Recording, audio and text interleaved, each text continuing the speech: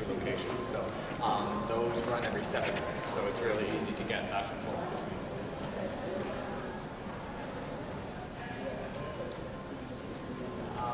This is something behind me that actually makes UOIT fairly unique. Hands up if you've heard of the laptop program at UOIT, Technology, Enriched Learning. Okay.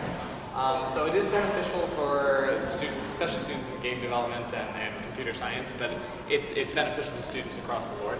As part of the fees that you pay, every student gets a brand new Lenovo ThinkPad laptop, state-of-the-art computer, top-of-the-line hardware, as well as software that's specific to your program of study. So if you're in engineering or nursing or computer science, you'd have a specific suite of software which relates to what you're studying. So in some cases, like engineering faculties, they have over $20,000 worth of software loaded on the laptop. So the cool thing about that is you have 24-hour access to that software. You'd still have access to it at another university, you just probably wouldn't have it on your own computer, and you'd have to book out a specific computer on campus to use that software. Whereas with this, you could be at home at 11 p.m., you just pop open your laptop and you have full access to it right there. So when you go out and do a co-op placement in your upper years of your program, or you graduate and get a full-time job, often you'll already have had tons of exposure to the software that they expect you to know how to use, so that can be a real advantage. You can download all your lecture notes as well. So all of your PowerPoint slides are posted by the professor ahead of the lecture on an online system that we have called Blackboard. So it's like a content management system. So the nice thing about that is it really cuts down on the notes that you have to write. So instead of writing down every formula, every diagram, every note, you can just kind of sit back, listen, ask questions, and write minimal notes. So that's something to keep in mind about the laptop. Both of our campuses are entirely wireless, so wherever you are, you can just open up a laptop and get a wireless as well. So not everything's academics and technology, enriched learning, and laptops and stuff like that. I mean, the reality is you're spending 4 or 5 years of your life at university, so we're no exception to every other university that we have clubs and intramurals and varsity sports and things that you can enjoy yourself when you do go to university. So we have over 80 student clubs. Those student clubs could be educational clubs, they could be cultural, they could be religious, they could be athletic, general interest. So we have everything from a Model United Nations to a pre-medical society to a B-movie appreciation club to a Pokemon club. So there's all different kinds of clubs that you can join, and the neat thing is you can actually start your own club if there's something that doesn't catch your interest. So you only need a minimum of 3 students to start a club, and our student government will give you $300 to start that club. I know it's pretty lame to have a club with 3 people in it, but even 10 years ago, we had no clubs. Now we have 80, so it's all students who have started it, and it's pretty cool in that way. And they've grown and grown and grown. So a club that starts at 3 people could end up with a club with 100, 150 students in the club. We also have intramural sports on campus, so we have baseball, basketball, volleyball, soccer, hockey, and cricket. And then we also have varsity sports. We participate, or we're a member of the OUA, Ontario University Athletics.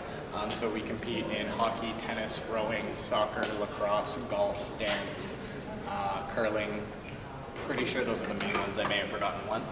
But if you guys do play sports, then there's the option to play. Just staying in the sports theme before I get into the more academic side of things, I just want to tell you a little bit about our campus recreation and wellness center. It is only a 5-year-old facility, so it is very modern. We have 5 gyms in that facility. There's an overhead running track which is suspended above the gyms. We have a dance studio, a 15,000 square foot weight room. We also have a soccer field, tennis center, ice center with 2 NHL-sized pads. So there's a lot of different athletic facilities on campus that you guys can use. Yeah, often you can just show up. In some cases, like the tennis courts, you might have to book a little bit ahead of time to make sure you do have the court time. But other than that, you can use it whenever you please. Also, we have doctors and nurses on campus 5 days a week. There's other health services like massage therapy. You can actually get a $17 massage as a student, which is pretty good from an RMT. Usually that's like $100. You also get student insurance as part of the fees you pay. You can opt out if you're covered under your parents, but you also have the option to keep that, and it covers dental and vision and stuff like that. Yep. swimming pool. Unfortunately, out of all the things that we do have athletically, we don't have a swimming pool. The city actually built one. They were toying with the idea of building one on campus, but they built one. It's a city-run facility, which is about 10 minutes away. We do have buses which go there, and students can get discounts for membership, but unfortunately it's not on the campus.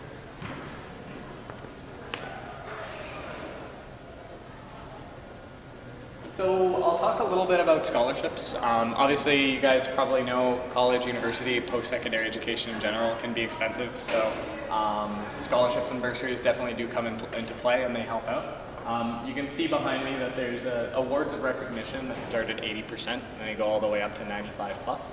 The nice thing about that is these are unlimited in terms of the number that we do give out, so you're not competing against anyone else in this room or anyone else who's applying for this. As long as you have the final average in grade 12 that falls within one of those tiers, then you're going to be getting that amount of money. So it's not an essay, it's not you wrote a better essay than you and something like that. It's like, do you have the grades? So if everyone in this room has an 85 average, then you're all going to get that $1,500 coming into the program.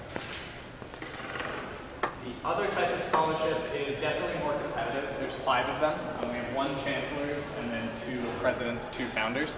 They range from 20,000 to 28,000, as you can see. So we are looking for a minimum 85 average, and we're also looking for experience outside the classroom. So if you guys are on student council, if you play on a sports team, if you volunteer in the community, if you have a part-time job, things like that. We'd rather give these big scholarships to someone who has an 85 and does all those things than someone who has a 99 and never leaves their parents' house. The whole person is what we're looking at for the bigger scholarships, and you do have to apply online.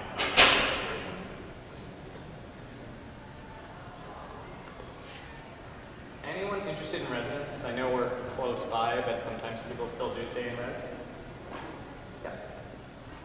So we've guaranteed res for first-year students, so you don't have to worry about not getting a spot in res.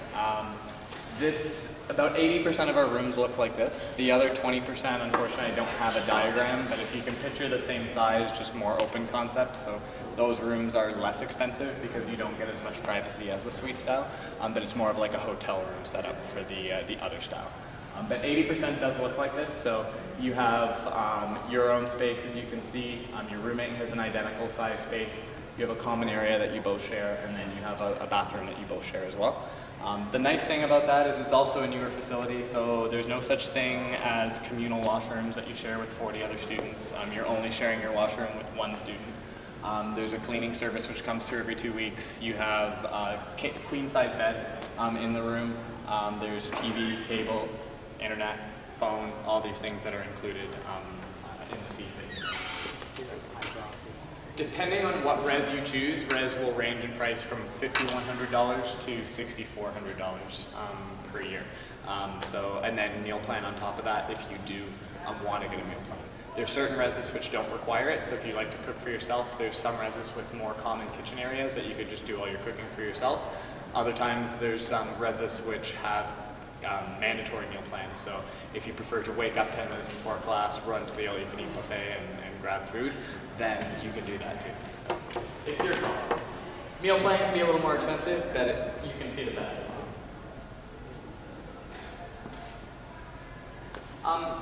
So I mentioned UOIT was new, young, those kinds of things. So when UOIT was founded 10 years ago, we were the first publicly funded university to be founded in 40 years in the province. So because of that, we were the 21st university to be founded. There's obviously 20 before us. They didn't want us to be like every single other institution out there, so they said, okay, it's the first one in 40 years, we want to do something a little bit different. So part of that is the technology enriched learning program, like I mentioned. It's also the fact that we have more career-oriented degree programs. So it's not that you're missing out on the theoretical stuff that you learn in any degree program, but some of our programs are a lot more focused on giving you skill sets that you need to get a job afterwards, instead of something that's kind of more broad and is harder to get employment afterwards. So that's something to keep in mind. We do have co-ops, internships, practicums, those kinds of things available for students. So you could do as little as a 1-month practicum in the Faculty of Social Science, for instance, and you could do as much as a 16-month internship in either the Faculty of Business or the Faculty of Engineering. So It's kind of your call if you want to do a shorter term placement and still graduate within the 4 years and have some experience under your belt, or if you want to extend the amount of time it takes to graduate, but then have a year or more's worth of experience. And in some cases, co-ops and internships, they are quite well paid. Students can make up to $50,000 a year working as an intern, so that can definitely help with university costs. So these are just some of the organizations that our students have helped with that, just to give you an idea. Who is business again? Was it you? Yeah. Okay. So I'll start out with our business program. It's an honors Bachelor of Commerce program. The first 2 years are actually common. So the nice thing about that is you don't need to declare what area you're going into straight out of high school. You don't need to say, I'm going into finance straight out of high school. And that's a good thing because chances are you haven't taken a whole lot, if any, finance or accounting courses in high school. And if you have taken finance, it's not the same type of finance. High school finance tends to be very personal based, like budgeting yourself, things like that, whereas university finance tends to be more corporate finance. So the nice thing about having a common 2 years is you do get that exposure to all the different fields, so you can make a better decision as to, I have 20 courses under my belt before I decide what I want to specialize in. So you may go in thinking you're interested in accounting, but you decide you like finance, or you might go in thinking marketing, but you're interested in human resources. So it's designed to give you that exposure that you need to kind of make a good decision on what you want to specialize in. So the specializations are accounting, finance, marketing, and HR. There are co-ops available. Every fourth year business student has an opportunity to do a capstone study project. The cool thing about that is you're working with eight or nine other business students, and you would be assigned a company, a real life company who has approached the university and says, we have a problem. It could be a marketing problem, it could be a financial problem, it could be something that just plagues the entire company and they're just not doing well, and their viability is probably not going to last a whole lot. They're not going to last a whole lot longer. So they may approach the university and say, can we have a team of students who can help us solve a problem? And the team of students would be from all these different functional areas of business, and then you guys would work for an entire semester, write a report, and give a presentation at the end to the senior management at the company, as well as your professors and your peers. So the cool thing about that is it's kind of taking what you've learned in the classroom and applying it, which is a good thing. Someone was game development? Was it you? Okay. So game development and entrepreneurship, it's a pretty cool program. It's fairly unique. There's a few other institutions that offer it, like Sheridan, for instance. Trying to think of universities that offer it other than us. There might be one other in Ontario, one or two, but it's not common. The program itself, I tend to split in thirds. So there's an artistic piece to the program, definitely. You're taking courses in animation, drawing, 3D modeling, graphic design, that kind of thing. You're taking, the other piece would be technical, so you're learning to program in a variety of languages, C++, things like that, in order to have your character interact with other characters and the environments you've created, that kind of thing. And the third piece is the business piece. So because it is part of the Faculty of Business and IT, they want to give you that entrepreneurial piece in the program too, so that you can go out and either sell yourself to a company like Capcom or Ubisoft or something like that, or have what it takes to go out on your own and say, hey, I've designed this really cool game. I want to sell it to EB Games or another distributor to get the game out there. So all that together makes up the game development program. So we have some pretty cool facilities in game development. We have a sound capture booth. We have a motion capture facility. We have, I think, 35 Alienware computers in a lab, so they're like the top-end gaming computers, that kind of stuff. So it's pretty cool. Is anyone interested in networking or IT? I don't think so.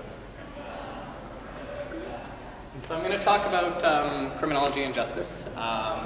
Criminology and justice is it's a pretty diverse area. Depending on what area you want to go into, a lot of people who want to go into policing would go into criminology. You could go into customs, immigration, probation officer, for instance, if those areas interest you. A lot of people will use it as a stepping stone to go into law school. So if that's something that interests you, that might be an option. Do you have an idea of what you want to do with criminology after, or? Yeah. Well, it is pretty broad. So I mean, you don't have to be a cop. You don't have to be a lawyer. There's quite a few options out there. And you can even further specialize your program. So for instance, if you want to work with troubled youth, you might choose youth crime and justice. If you want to work in probation, for instance, you might choose criminal justice, policing as well. But you only need to make that call in your upper years of the program. There's a mandatory 1-month practicum in the program too, so you can work for an organization. Unfortunately, the practicum is the only placement which is unpaid. That sometimes experience is a lot more valuable than just the money that comes along with it. Apart from crim, is there anything in social science that catches anyone's eye? Legal studies, communication, anything like that? I don't think I saw any hands for this, but any future teachers? Nope. Doesn't seem like anyone wants to go into teaching anymore. It's a great job. We have 2 faculties of engineering. Is anyone interested in engineering? Computer science you mentioned, right? Okay, so I can move into science as well. Was anyone health science? Alright, so we'll move into science. This is actually our most comprehensive degree program in terms of the breadth of courses which are offered. The first year for most of these programs, with the exception of forensics, is common. So it does give you a lot of flexibility that if you start out in physics and you want to go to chemistry, or you start out in bio and you want to go to math, it's really easy to do that because you do have your common first year.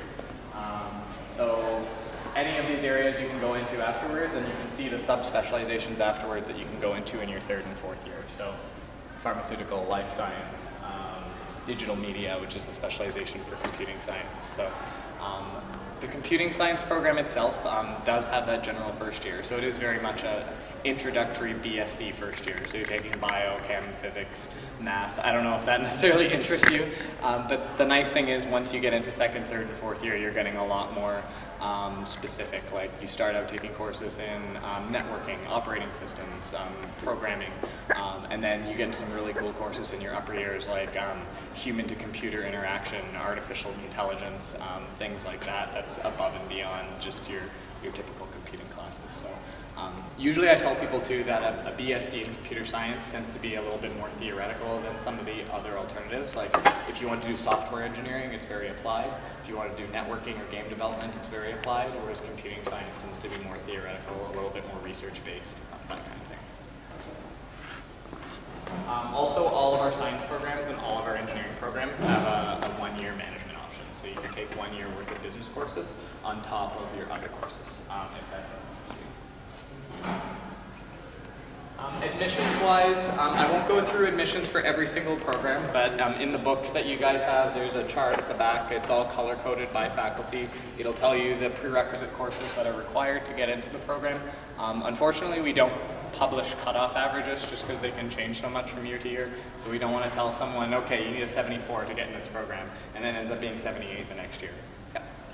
The courses that you need to apply, like let's say you need advanced functions or something like that, yep, to apply to a course, is that counted in the average? Like, does it have to be counted in the average, or is it just your top 6? Admissions average includes prerequisites, whereas scholarship average is your top 6.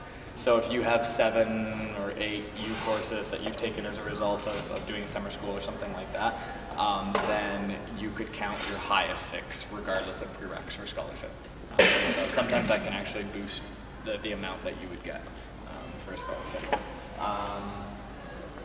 So yeah, scholarship or prerequisites range from program to program. Something like criminology would only require English, whereas something like engineering would require English, calculus, functions, physics, chemistry, a whole lot more. And then one of the last things that I did want to mention was the opportunity to visit the campus. It's something that I recommend all the time, and I'm sure you've heard it from every other university rep that has been here to talk to you guys. But it really does make sense to visit the campuses that you're considering. A lot of people have 6 or 7 universities in mind, and then if you actually visit them, you'll narrow that down to 1, 2, max 3. But it really helps narrow down your choices. So there's a really bad idea is to choose a university based on a book. because we spend a lot of money on those books and they're a good initial research tool, that kind of stuff, but truth be told, we Photoshop the trees green, we Photoshop the water blue, we choose the most attractive students to go in the book, things like that. So you're not going to get a true feel for the facility, the city, the people, the campus until you actually set foot there and say, can I see myself spending another 4 years of my life here? So open house we have coming up in 2 weeks, November 3rd from 10 to 2, it's a Saturday. And we also have a winter one on March 2nd. And then we also have campus tours which run 7 days a week, including Saturday and Sunday. So if you want kind of a smaller, more intimate tour, which is just yourself, your family, maybe one other family and a tour guide, then a tour is a good way to go. Open house is a little more hectic because we have about 2,500 people who come out for open house. But the cool thing about open house is everything is open, literally, hence the name. So if you want to tour the wind tunnel in our automotive building, you can do that. If you want to tour the crime scene house, you can do that. These are things that you can't necessarily tour on just a regular campus tour day to day. But open house is a little more special, so we open those things up. I think that's it. I gave you guys a learn more about UOIT card. If you are interested in filling that out and getting more information about a specific program sent to you guys, you can give those to me. If you don't want to fill it out, no offense taken, just give me the blank ones back and I'll use them another time. I have probably about 15 minutes left allotted, so if you guys want to come up to me afterwards and ask individual questions, feel free. I also have business cards, so if you want to take a business card and you want to email me down the road, you can take one of those too. Can I just add something? Yep. Guys, I was at this presentation last year, and I went to one of the older universities in Ontario, and what really impressed me was how modern everything is. It's quite obvious because it's so new. If I could go back, this would be one of the top schools I would choose, just because I found it very new, modern, and exciting. So I highly recommend you guys go check it out, because I think there's real value to the fact that they're always striving to improve and not just resting back on their reputation. So just think about that. Thank you. And the thing you want to consider too is, I mean, a lot of universities that a lot of people may hold in really high regard these days may only be 50 years old themselves. So I mean, like 40 years ago, like they weren't really known whatsoever, and then it's just the research that they've done, the programs that they offer, stuff like that is kind of what gets them on the map. And we're continuously growing. We've been the fastest growing university in Ontario for quite a few years now. We definitely hope to keep growing and offering more opportunities for students, both straight out of high school and then also grad opportunities afterwards. So, thanks a lot for coming.